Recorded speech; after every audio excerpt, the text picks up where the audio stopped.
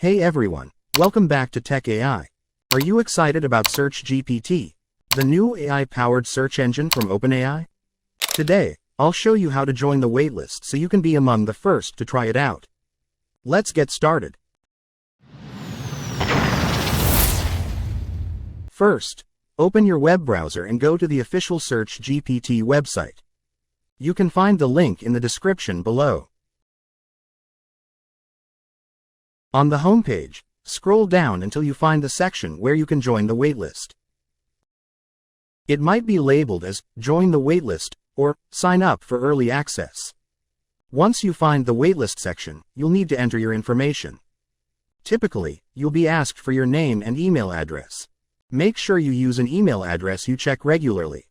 After filling out your information, click the Submit button. You should receive a confirmation message indicating that you've successfully joined the waitlist.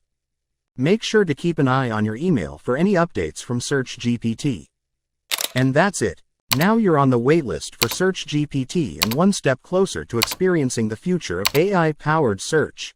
If you found this video helpful, please give it a thumbs up and consider subscribing to our channel for more useful tutorials.